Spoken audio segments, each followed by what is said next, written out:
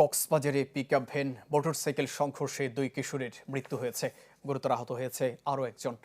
বেলা 1:30টার দিকে সদর উপজেলার খরুলিয়া উচ্চ বিদ্যালয়ের সামনে দুর্ঘটনা ঘটে। নিহত রিসান চৌধুরী ও মোহাম্মদ আরাফাত ঝিলংঝা ইউনিয়নের মুক্তারকুল এলাকার বাসিন্দা। পুলিশ জানায় হতাহতরা মোটরসাইকেল যুগের আমোদ থেকে ফিরছিলেন। এ সময় পিকআপ ভ্যানের সাথে সংঘর্ষে ঘটনাস্থলে তারা মারা যায়। গুরুতর আহত মোহাম্মদ সানির অবস্থা আশঙ্কাজনক।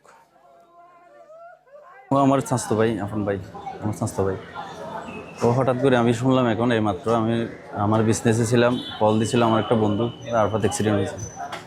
তখন ওর দেখতেছে ওর মৃত্যু হয়েছে। এটা শুনলাম গাড়ি খরুলিয়াতে গাড়ি অ্যাক্সিডেন্ট হয়েছে।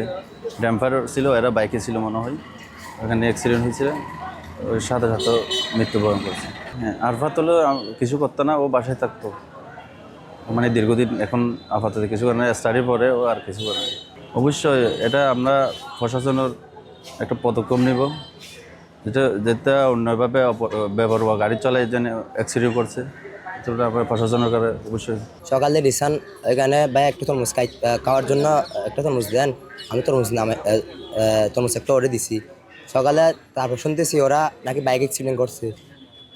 আমার দেখা হয়েছে সকালবেলাতে দেখে, আর হঠাৎ দেখতেছি উনি মারা গেছে। তখন আমার আমি ওই কাজ সেরে এসে ওকে দেখতে আসছি এখানে। তারপর রিসান হচ্ছে ওর বন্ধু সানি বাইক চালাতেছে, রিসান পিছনে থাকবে মনে হয়, রিসান গাড়ি চালাবে না, যেটা আমার সম্ভাবনা। তারপর আরেকটা যে আছে উনি বাসা হচ্ছে ডিগপাড়া হতে পারে, আমার যাওয়া ধারণা। এই যার পরিচয় পাচ্ছে না তার বাসা হচ্ছে, আমার যাওয়ার সম্ভাবনা তার বাসা হচ্ছে ডিগপাড়া হতে পারে, বুঝছেন, শিউলি দিতে পারছি না আমি, বুঝছেন। তারপরে রিসানের বাসা হচ্ছে মুক্তারকুল, ওর বাসা হচ্ছে মুক্তারকুল। ক্যামেরার মাধ্যমে মনে হয় এটা বের করে মনে হয় গাড়িটাকে মনে হয় শনাক্ত করতে পারছে মনে হয়, আমরা এতটুকু মানে নিউজটি পাইছি আর কি।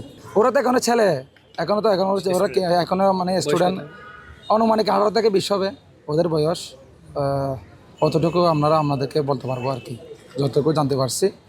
এখন তো ঘটনা একটা হয়ে গেছে, আমাদের একটা মানে আপনাদের সবার মাধ্যমে একটা মেসেজটা আমরা পৌঁছাতে চাই। প্রত্যেক ঘরের মা বাবাদের উচিত 18 থেকে 20 বছর ছেলেদেরকে যেন বাইক থেকে দূরে রাখে। আর যদি বাইক চালায় ওদেরকে মাস্ট বি যেন হেলমেটটা পরে।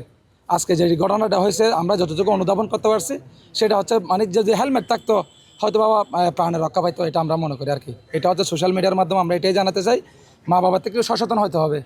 এখন তো এমন একটা অবস্থা হয়ে গেছে, মানে কেউ যদি এলাকাভিত্তিক প্রতিরোধ করে ওনাদের উপরে মানে দায়টা কী হয়ে যায়, বর্তায় আর কি। তো আপনাদের সবার প্রতি অনুরোধ থাকবে, আপনারা মিডিয়ার মাধ্যমে এটাই প্রচার করবেন যাতে ছেলেরা মানে প্রাপ্তবয়স্ক না হওয়ার আগ পর্যন্ত যেন কেউ বাইক না দেয়, তার অভিভাবকরা যেন বাইক না দেয়। এটাই না, আশা করি হেলমেট ছিল না, হয়তো বা হেলমেট যদি থাকতো মনে হয় এই ধরনের দুর্ঘটনা আমরা ফেস করতাম না আর কি।